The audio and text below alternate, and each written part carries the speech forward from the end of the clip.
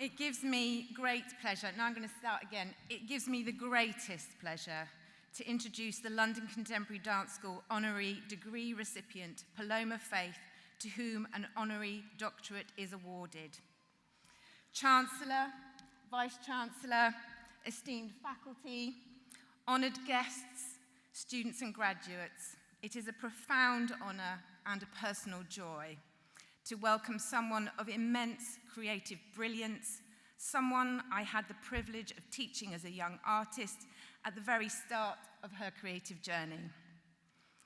As we confer an honorary doctorate upon Paloma Faith, I find myself thinking not just of her remarkable body of work, but of the vividly original teenager I remember, already fierce, imaginative, and utterly herself. I spoke recently to Paloma's mother, who is here with us today, and she reminded me of something that has always defined Paloma, her determination.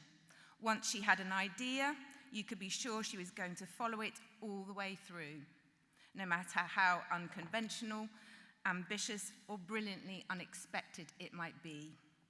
Paloma Faith is an artist who resists easy categorization. Yes, she is a Brit Award-winning singer-songwriter with a voice rich in vintage soul and emotional storytelling, but her creativity doesn't stop here.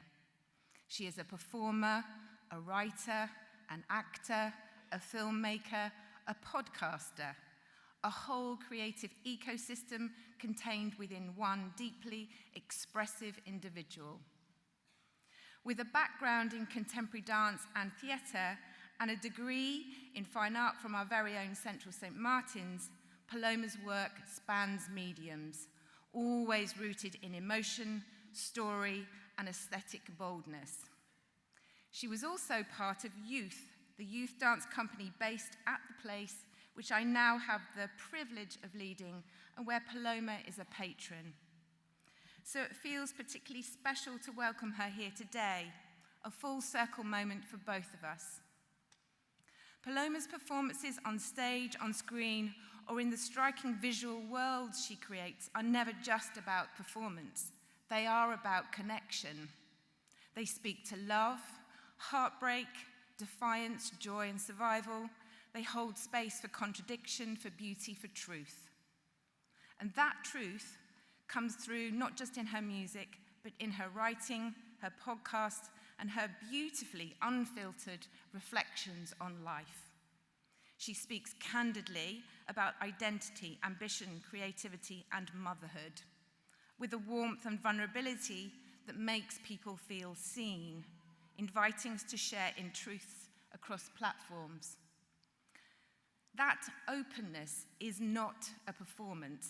It is part of her character, and it is rooted in something powerful, and it continues to shape her, whether navigating the challenges of the broadcast industry, where working class artists are still underrepresented, and where honesty, especially for women, is too often treated as disruptive. She continues to speak with fearless clarity.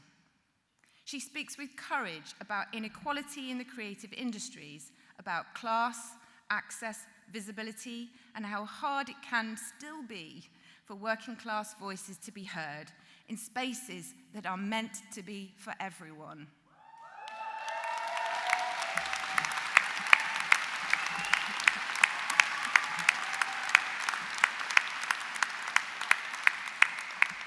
And you know this very well. She does not shy away from what's difficult. She uses her platform to speak clearly and compassionately about injustice, about human rights, and about the responsibility to care. Even when the issues are complex or contested, her activism is rooted in empathy and in the belief that public voices can and should be used for the greater good. At UAL, and the place in London Contemporary Dance School, we champion artists who challenge convention, who push their form, speak their truth, and help others to find theirs. Paloma Faith is exactly that kind of artist. Today, we honour not just a performer, but a cultural voice, not just a graduate, but an alumna who continues to inspire, question, connect, and lead. A woman who has made space for vulnerability in the spotlight, who reminds us that creativity isn't just about what we make, but how we shape the world around us. I am delighted to ask the Chancellor to confer the Honorary Doctorate of University of the Arts London on behalf of London Contemporary Dance School on Paloma Faith.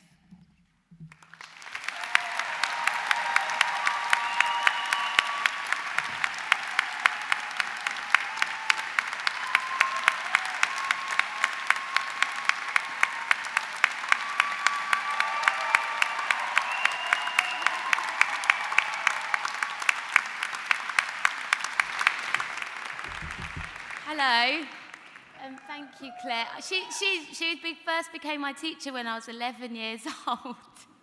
I can't believe we've come this far and we're still alive. Thank you so much. It really is an honour. I've never really won anything without truly noticing and turning my whole body, face towards the impossible challenge. I've not won a raffle, a prize, or the hearts of anyone without really working hard for it. I come from Hackney. A broken home, broken hearts, broken system, broken landscape, broken mind, but always with optimism. I was state educated in a tough school with amazing, devoted and inspirational teachers. Claire Connor was one of them. And she was the first person to make me believe that I could be whatever I wanted to be. I have a BA and an MA already, and I worked really, really hard at those and didn't show up for the graduations because I felt a bit embarrassed and fluky about it. But when you win an honorary award, you have to show up because you've not technically felt like you've done any work. So that's why I'm here today, and it's the first time I've ever worn this insane medieval outfit. But I am so grateful to be here. It's not something that I ever thought would happen to me. It would be really remiss of me to come here and say that I've not done much, because I have. I describe my work ethic as climbing up a mountain with a pickaxe, and I'm motivated by a responsibility to use and generate a platform for the betterment of humanity, and simultaneously to be able to put whatever food I want to buy in my shopping trolley in the supermarket without having to add it up on a calculator first. This is a luxury most people don't have. Ever since I was small, I knew I was an outsider. I never felt the same as everyone else. I could never quite understand why most people didn't feel as much as I did. I take it all on. I'm an empath. Sometimes I feel like the world and my feelings are overwhelming. I want to hide, and I do hide behind a mask of confidence or humour, and at times an outfit.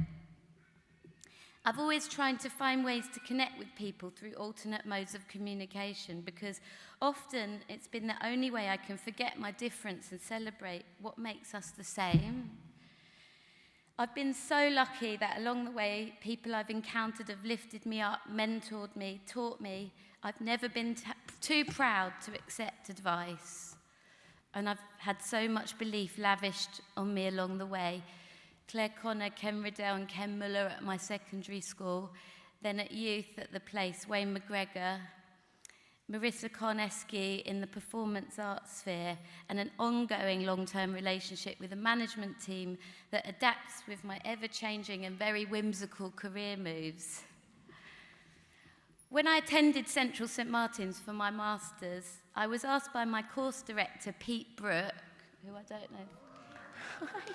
Hi, Pete. I haven't seen you in 25 years. What my final piece would be. And I began to describe a site-specific performance involving dance, music, and drama.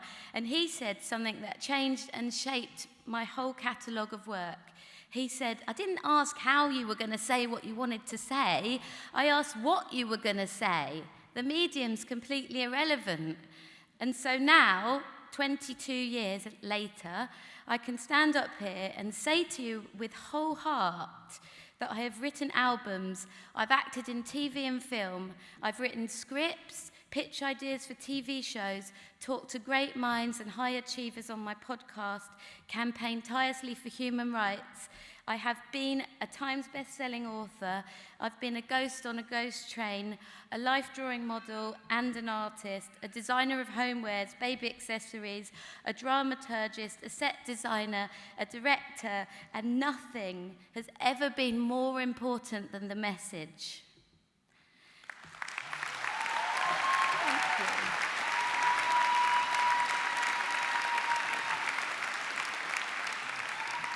The other graduates in this room's message will be different to mine. Mine is about what unites us, what makes the human condition so unbearably devastating and so wonderfully joyful, paradoxically. How we can find such disparity of feeling, such a loss of empathy, and yet at times such a wealth of mutual understanding and community all at the same time. What is it that binds us together, not what separates us? As artists, we're constantly learning. We have the luxury of trying new things, of engaging with strangers, of being vessels for conversation and dialogue. Everything we do has the potential to be art. What a privilege. I do hope that you understand that if you train as a dancer, you are an artist, and if you train as an artist, you are a dancer. What matters is the message, and it can take many forms. Please don't go into the art world feeling boxed in by your studies or institutional ideologies. Studying anything has the unfortunate implication that it might put you off that subject. There's some people who agree. Rail against the rule book, shake the bars, dance on the desk of the oppressors, figuratively, not literally. Please don't feel restricted. You are all designers, you're activists, you're filmmakers, teachers, thinkers, choreographers, musicians, actors, sculptors. The world is your oyster, and right now, more than ever, the world needs your voices, your language, and your open-hearted passions. You are our only hope. Art has influence, it always has. So set out to influence flawed systems, culture, inclusion, diversity. Do it all with passion. Your existence is a political act. Andy Warhol once said, art is whatever you can get away with. So, my advice to anyone in this room today is try and get away with as much as you possibly can. I will end with an excerpt from a poem called To a Young Poet by Palestinian poet Mahmoud Darwish.